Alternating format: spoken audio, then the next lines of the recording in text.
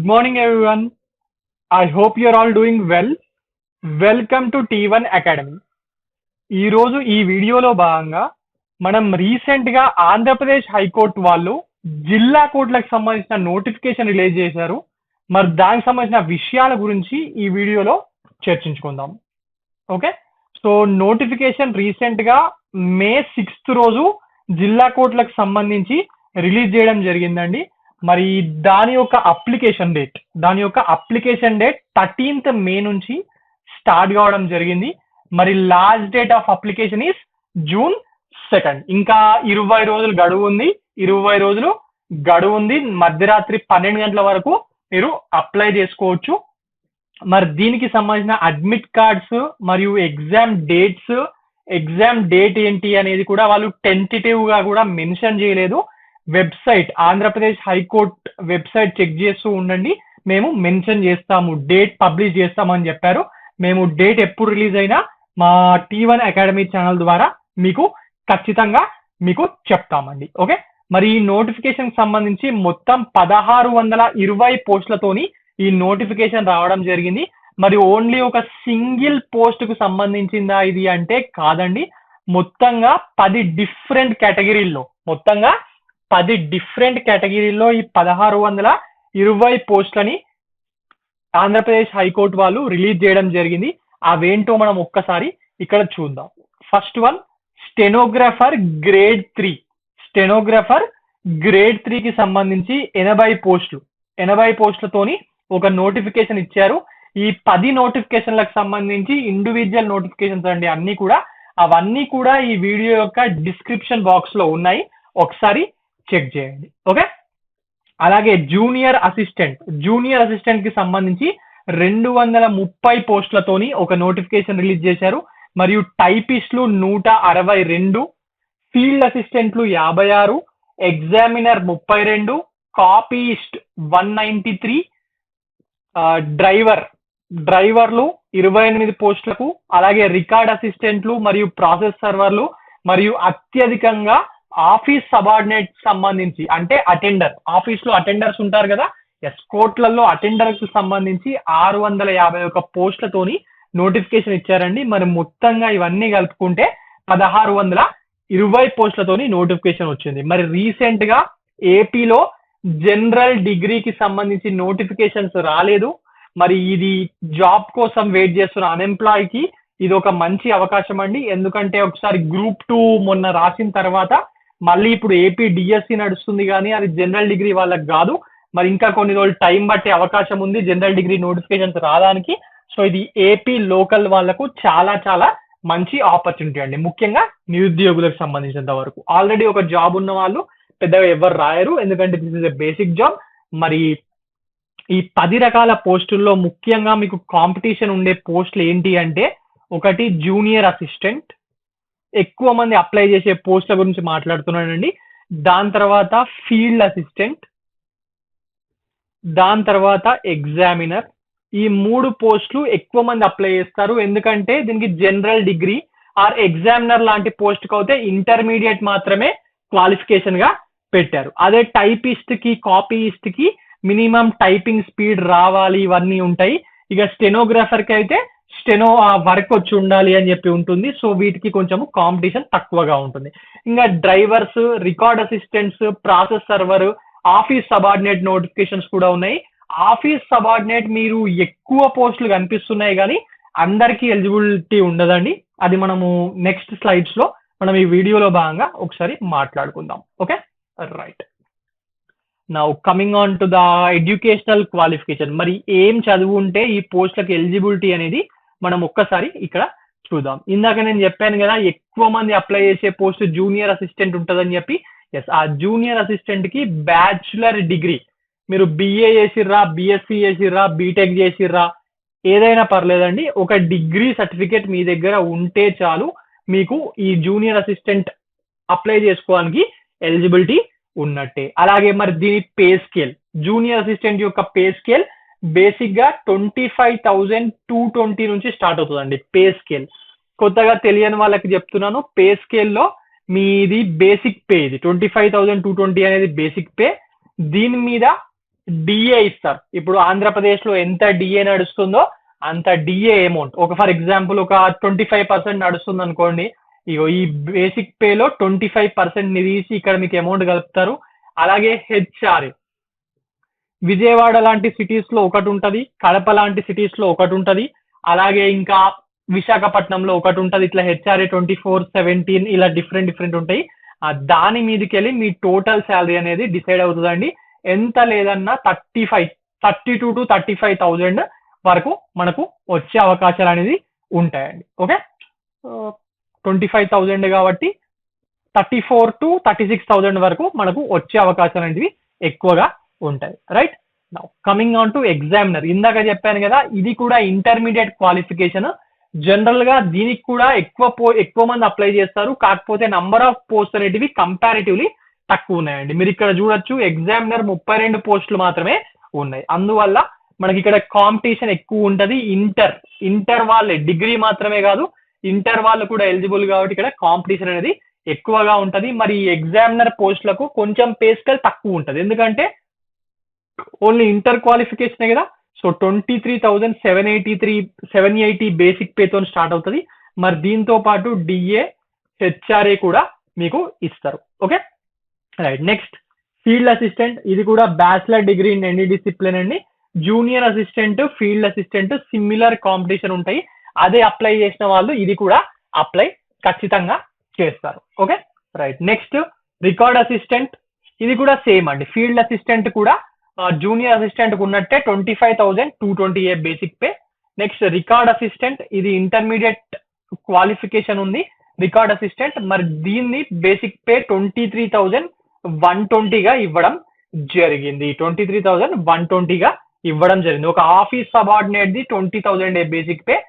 దాని తర్వాత అన్నిటికన్నా తక్కువ బేసిక్ పే ఉన్నది ఈ రికార్డ్ అసిస్టెంట్ పోస్టులకి. Next coming on to typist and copyist. నేను ఇందాక చెప్పాను కదా, టైపిస్ట్ అండ్ కాపీయిస్ట్ పోస్టులకు junior assistant are field assistant తో ఎగ్జామినర్ తో కంపేర్ చేస్తే తక్కువ మంది పోటీ పడతారని. ఎందుకోసము, ఈ type writing in English, higher grade type writing in English రావాలి. ఓకే, టైప్ రైటింగ్ టెస్ట్ ఉంటుందండి, మరి అందులో మనము క్వాలిఫై కావాల్సి ఉంటది. ఓకే, అలాగే కాపీయిస్ట్లకు సంబంధించి కూడా సేమ్.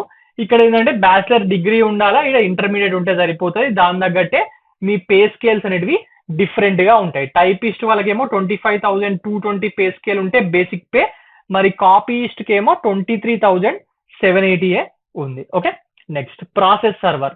ఇది 10th క్లాస్ పాస్ అవుతే చాలు.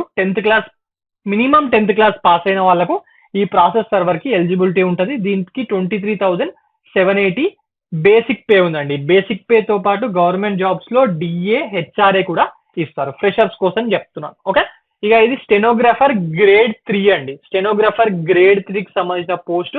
మరి బ్యాచిలర్ డిగ్రీతో పాటు short hand and type writing skills English వచ్చి ఉండాలి, హయ్యర్ గ్రేడ్ లో ఉండాలి. Okay, next driver 7th class pass అయి ఉండాలి. అలాగే లైట్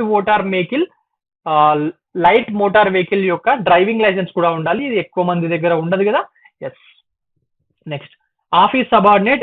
ఇక్కడ చూడండి, ఇది దీంట్లో ఉన్న మెలుక ఏమని, మినిమం 7th క్లాస్ అనలేదు, 7th క్లాసే పాస్ కావాలా. అంతకన్నా ఎక్కువ పాస్ అయి ఉంటే, అంతకన్నా ఎక్కువ చదువుకున్న వాళ్ళకు ఈ పోస్టుకి ఎలిజిబుల్ లేదు. అంటే ఫర్ ఎగ్జాంపుల్ మీరు 8th, 9th, 10th ఇవి చదువుకుంటే మీకు ఎలిజిబుల్ లేదు. 7th కన్నా ఎక్కువ చదివితే ఎలిజిబిలిటీ లేదు. సో ఈ పోస్టులకు కూడా తక్కువ కాంపిటీషనే ఉంటుంది. ఏపీలో ఎడ్యుకేషన్ చాలా బాగుంటుంది, మరి అందరూ మినిమం డిగ్రీ, ఇంటర్ చదివిన వాళ్ళే ఉంటారు. సో ఇక్కడ కాంపిటీషన్ అనేది ఓఎస్ లో ఆఫీస్ సబార్డినేట్ కి చాలా తక్కువ ఉంటుందండి. మీ ఊర్లలో మీకు తెలిసిన వాళ్ళల్లో, ఫ్రెండ్స్ లో, బంధువుల్లో ఎవరైనా అసలుకే చదువుకొని వాళ్ళు స్కూల్ డ్రాప్ అవుట్స్ ఉంటే వాళ్ళకి నోటిఫికేషన్ ఒకటి ఉంది అని చెప్పి ఇన్ఫార్మ్ చేయండి. 20,000 బేసిక్ పే ఉంది, మరి దగ్గర 30,000 శాలరీ వస్తుంది వాళ్ళకు. Okay, right. మీరు కూడా మరి మీ ఫ్రెండ్స్ కి హెల్ప్ చేసిన వాళ్ళు అవుతారు. నౌ ఈ సెలక్షన్ స్టేజెస్ ఎట్లుంటాయి అనేది ఒకసారి మనం చూద్దాము. నేను ఇందాక చెప్పినట్టుగా ఈ junior assistant, examiner, field assistant, record assistant, process server, office subordinate వీటికి రెండే అండి. ఒకటేమో రిటర్న్ టెస్ట్ ఉంటుంది, దాని తర్వాత డైరెక్ట్ రిటర్న్ టెస్ట్లకు వెళ్ళి డాక్యుమెంట్ వెరిఫికేషన్ కి పిలిచేస్తారు. హైకోర్ట్ నోటిఫికేషన్స్ కి ఏమో ఇంటర్వ్యూ ఉంటుంది. ఓకే, ఇది డిస్టిక్ కోర్ట్ నోటిఫికేషన్ కదా.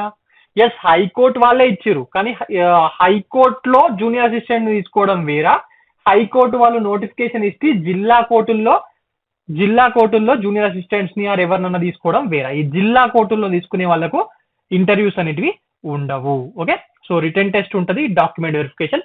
ఈ రిటర్న్ టెస్ట్ ఎన్ని మార్కులకు, మరి సిలబస్ ఏంది, ఏం చదవాలా, ఇదంతా కూడా మనము ముందు వీడియోలో చూద్దాం. ఓకే, ఇప్పుడు ఇదే వీడియోలో ఈ స్లైడ్ అయిపోగానే చూద్దాం. నెక్స్ట్ స్టెనోగ్రాఫర్, ఇది చాలా తక్కువ కాంపిటీషన్ ఉంటుంది, ఎందుకంటే ఇంగ్లీష్ షార్ట్ హ్యాండ్ చాలా తక్కువ మందికే వస్తుందండి. సో ఫస్ట్ రిటర్న్ టెస్ట్ పెడతారు, దాని తర్వాత English short hand and typing skill test పెడుతుంది, ఫైనల్ గా డాక్యుమెంట్ వెరిఫికేషన్. ఇది 3 స్టేజెస్ టెస్ట్. టైపిస్ట్ కూడా అంతే, మరి ఇక్కడ టైపింగ్ స్కిల్ టెస్ట్ ఉంది, అలాగే డాక్యుమెంట్ వెరిఫికేషన్ ఉంది, ఒకసారి చూసుకోండి. మరి కాపీయిస్ట్ కూడా అంతే,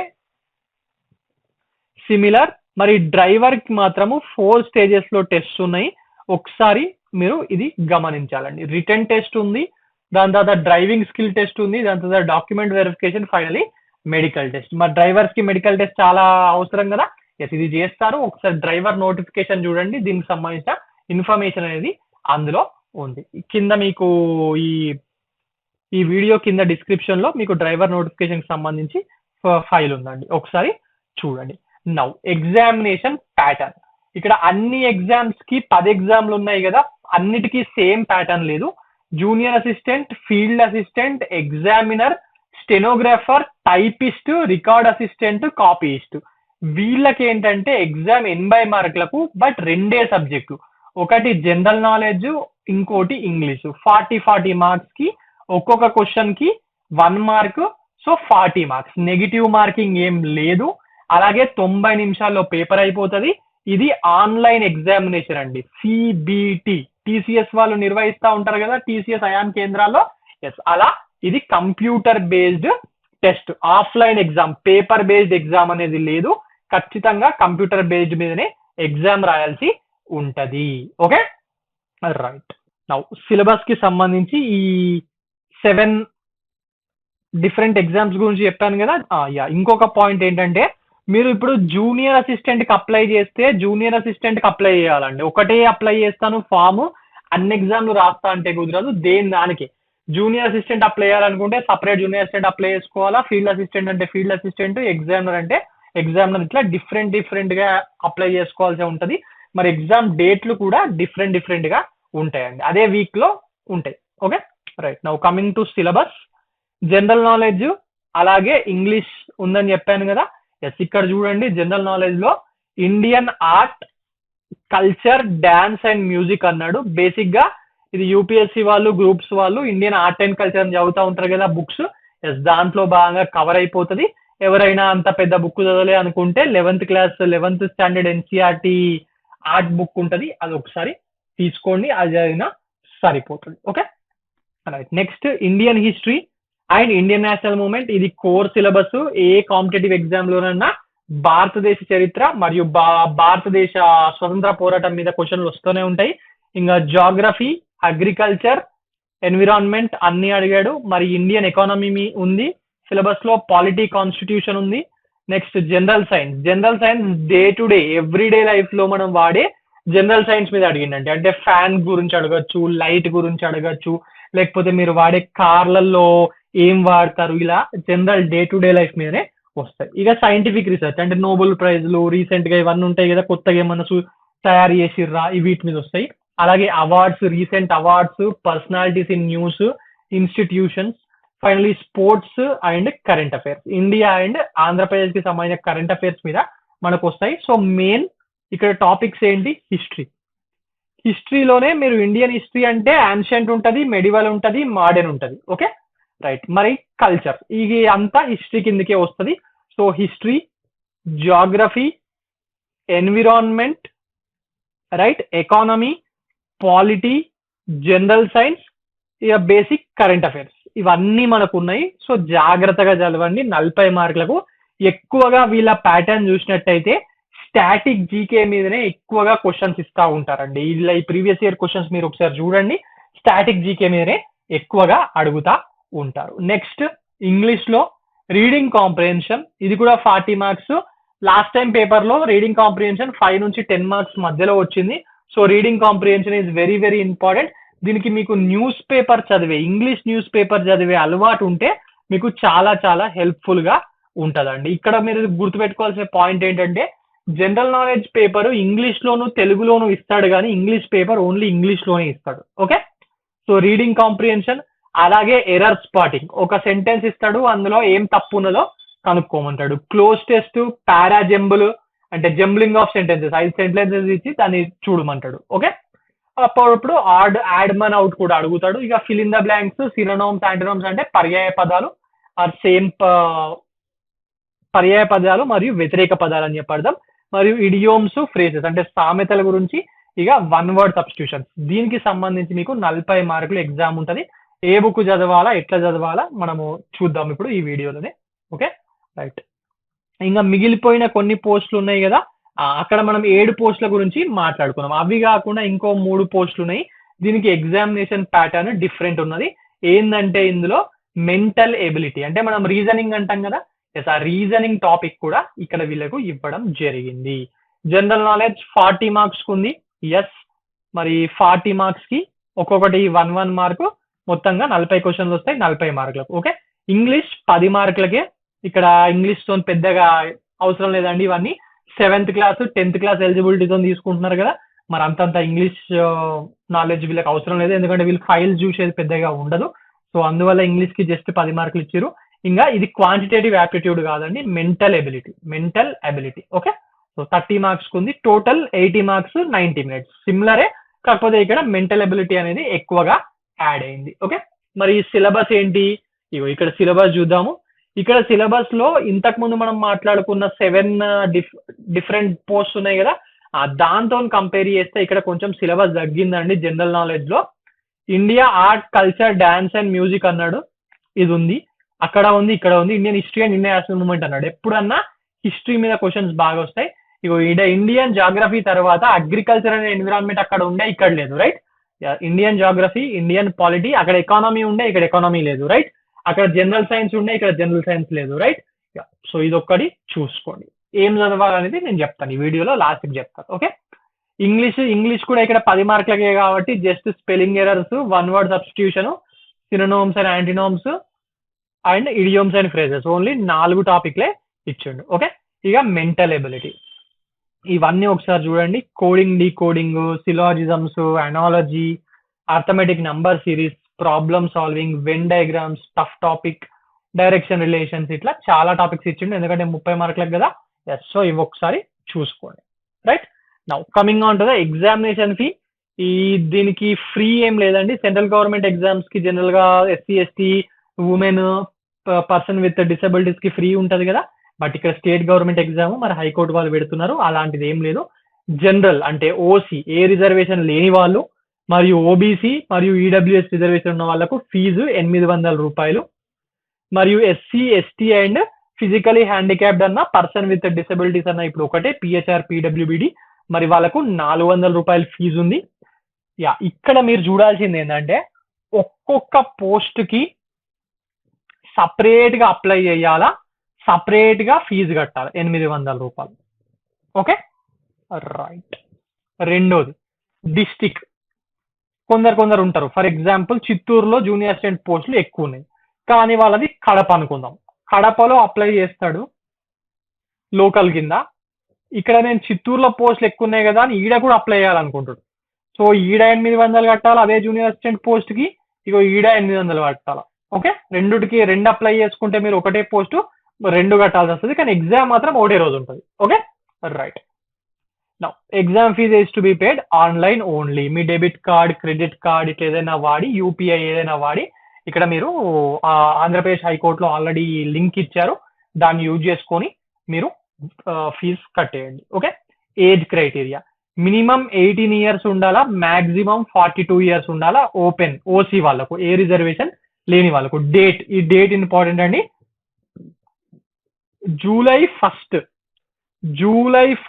2025 రోజున 18 ఏళ్ళు దాటిన వాళ్ళు, 42 ఏళ్ళు దాటన వాళ్ళు, వీళ్ళకి మాత్రమే ఎలిజిబిలిటీ. ఈ డేట్ అంటే ఎందుకు డేట్ సపరేట్ చెప్తున్నా అంటే, జనరల్ గా అందరం 1 జనవరి నుంచి క్యాలిక్యులేట్ చేసుకుంటాం కదా, ఈడ అయినా ఇక్కడ పట్టట్లేదు, ఇది ఒకసారి చూడండి. అలాగే ఏజ్ రిలాక్సేషన్ ఉంది. ఎస్సీ ఎస్టీ బీసీ ఈడబ్ల్యూఎస్ వాళ్ళకు 5 years ఏజ్ రిలాక్సేషన్ ఇచ్చిండు. సో 47 years వరకు వీళ్ళు ఎలిజిబులే. పీడబ్ల్యూడి వాళ్ళు 52 years వరకు ఎలిజిబులే. 61 years కి 60 years కి రిటైర్ అవుతారు. Okay right. Now the minimum qualifying marks to be secured in the computer based examination.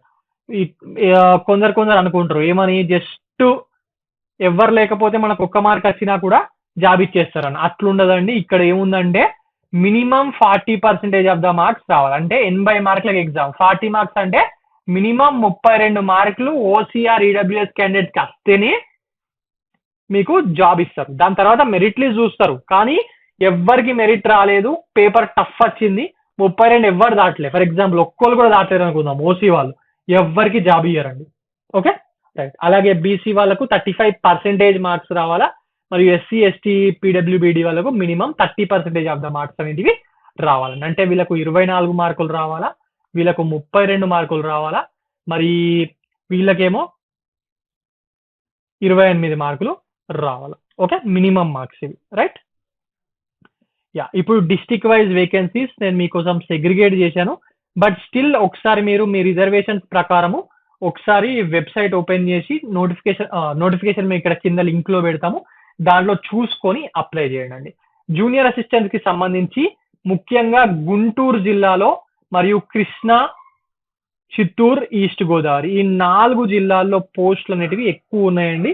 ఒకసారి చూడండి, అప్లై చేయాలనుకునే వాళ్ళు ఇవిడ చూసుకోండి. ఇంకా మిగిలిన వాళ్ళకు కర్నూలు, ప్రకాశము, కడప ఈ ఏరియాలో కూడా బాగానే ఉన్నాయి. విజయనగరం మాత్రం చాలా తక్కువ ఉన్నాయి. ఒకసారి చూసుకొని అప్లై చేయండి right. Next copyist post vacancies ఇవి. కాపీయిస్ట్ పోస్ట్ కిందకే చెప్పాను కదా, బేసిక్ ఇంటర్మీడియట్ ఇచ్చాడు కదా.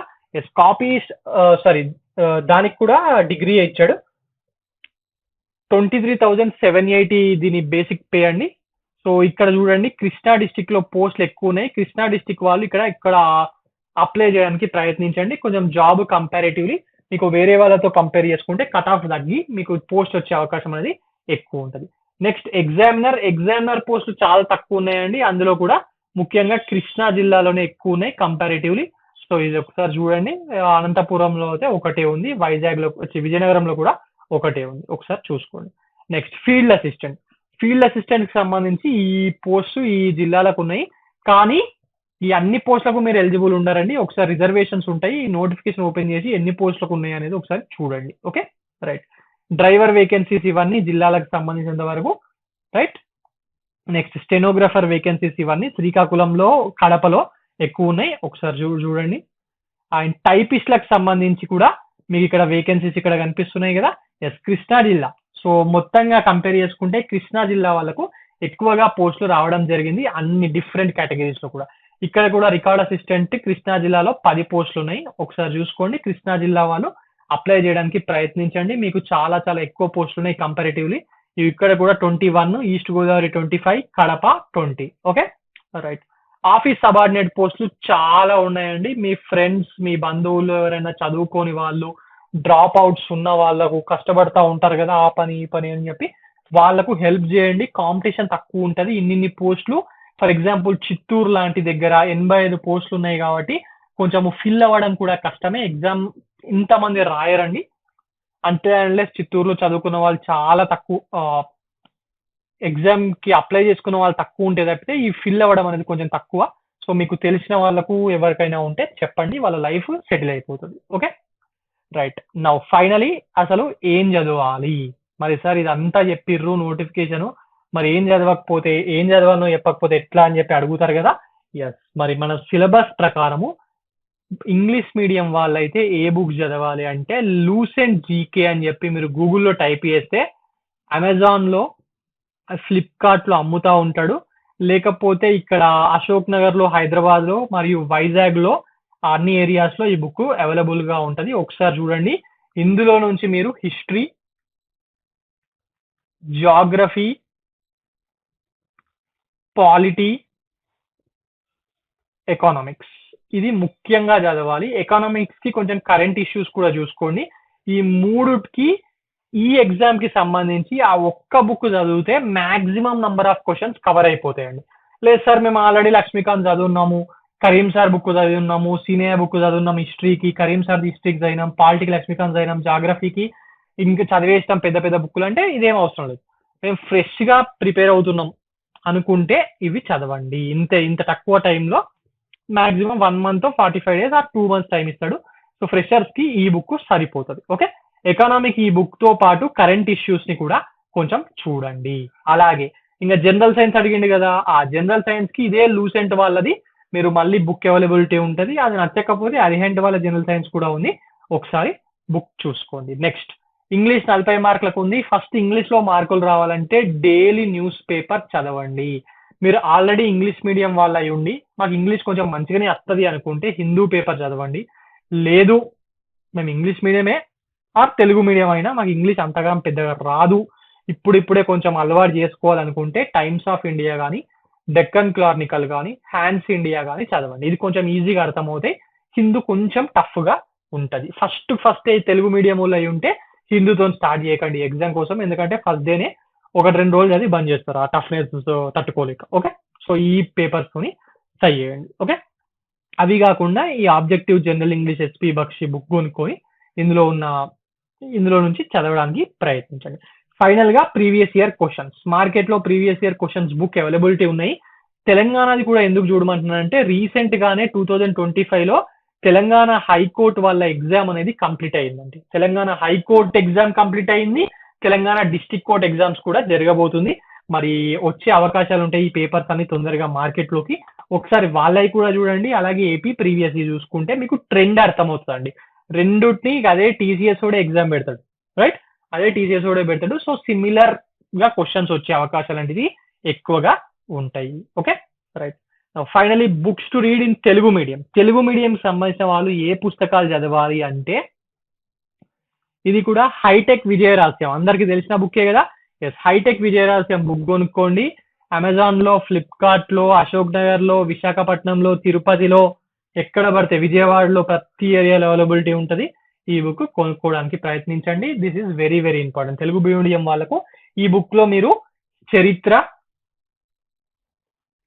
Polity, economy, geography, general science ఇట్లా అన్ని ఇందులో ఉంటాయండి. స్టాటిక్ జీకే అన్ని ఇందులో ఉంటాయి. బట్ ఇక్కడ మనకు జనరల్ సైన్స్ సరిపోదు అని అనుకుంటే ఈ CH Mohan and Hidayatullah general science book తెలుగులో ఉంది, ఇది ఒకసారి తీసుకోండి. ఓకే, ఈయన ఆర్సి రెడ్డి ఫ్యాకల్టీ అండి, సిహెచ్ మోహన్ గారు సీనియర్ ఫ్యాకల్టీ, బుక్ బాగుంటుంది, ఒకసారి చూడండి. ఓకే, జనరల్ ఇంగ్లీష్ మళ్ళీ అదే చెప్తున్నాను, తెలుగు మీడియం వాళ్ళు Hans India, Deccan Chronicle or Times of India చదవండి, లేకపోతే ఇండియన్ ఎక్స్ప్రెస్ అయినా ఏం కాదు, చూసుకోండి. డైలీ న్యూస్ పేపర్ మాత్రం చదవండి. దాని తర్వాత ఎస్పీ బక్షి బుక్ ఒకసారి చూడండి, లేకపోతే బ్రెన్నెన్ మార్టిన్ చూసినా నడుస్తుంది, ఏదో ఒక బుక్. ఇవి నేను చెప్పింది చదవాలని ఏం లేదు. జనరల్ ఇంగ్లీష్కి మీరు ఆల్రెడీ ఏదైనా బుక్ చదువున్నా అది చూసుకున్నా సరిపోతుంది. ఓకే, ఫైనల్గా ప్రీవియస్ ఇయర్ క్వశ్చన్స్ అనేవి ఒకసారి చూసుకోండి, మీకు క్వశ్చన్ పేపర్ ప్యాటర్న్ అనేది అర్థం అవుతుంది. ఏం చదవాలో ఏం చదవద్దు, ఏం ఎక్కువ అడుగుతుర్రు అనేది తెలుస్తుంది. ఫైనలీ ఇంగ్లీష్ మీడియం వాళ్ళకు, తెలుగు మీడియం వాళ్ళకు కరెంట్ అఫైర్స్కి సంబంధించి మీరు ఆల్రెడీ ఏదైనా మంత్లీ మ్యాగజైన్ చదువుతూ ఉంటే చదవండి, డైలీ న్యూస్ పేపర్స్ నుంచి కవర్ చేసుకోండి. ఏ మంత్లీ మ్యాగజైన్ చదవట్లేదు అనుకుంటే షైన్ ఇండియా మ్యాగజైన్ వస్తుంది ఎవ్రీ మంత్, అది ఒకసారి కొనుక్కొని దాన్ని చదవండి. లేకపోతే షైన్ ఇండియా వాళ్ళదే last 1 year capsule, last 6 months capsule కూడా వస్తూ ఉంటాయి. మరి అబ్బాయి అది చదివినా సరిపోతుంది. Okay, right. సో మరి దీంతో పాటుగా ఈ చాలా మంది మమ్మల్ని ఈ అప్లికేషన్కి సంబంధించి ఎలా చేయాలి, అప్లై ఎలా చేయాలని కూడా కొందరు ఫ్రెషర్స్ అడుగుతున్నారు. సో దానికోసం హౌ టు అప్లై, అసలు ఈ ఎగ్జామ్కి ఎట్లా అప్లై చేయాలని చెప్పి ఒక వీడియో చేస్తామండి తొందరలోనే. ఈ వీడియో ఈరోజు పబ్లిష్ అయింది కదా, మీకు రేపటి వరకన్నా హౌ టు అప్లై అనేది ఒక వీడియో వస్తుంది. అలాగే దాంతో పాటుగా అదే వీడియోలో అసలు ఈ జాబ్ ప్రొఫైల్ ఏంటి, ఏం పని ఉంటుంది, జాబ్ వస్తే ఒకవేళ ఏం పని ఉంటుంది, పోస్టింగ్ ఏడొస్తాయి, అలాంటి ఫుల్ ఇన్ఫర్మేషన్తో ఇంకో వీడియో అనేది చేస్తామండి. Okay, right. ఐ హోప్ మీకు ఈ వీడియో నచ్చిందని అనుకుంటున్నాను. ఇన్ఫర్మేషన్ మీకు ఒకవేళ నచ్చినట్టయితే వీడియోని లైక్ చేయండి, అలాగే మా ఛానల్ని సబ్స్క్రైబ్ చేయండి. Thank you.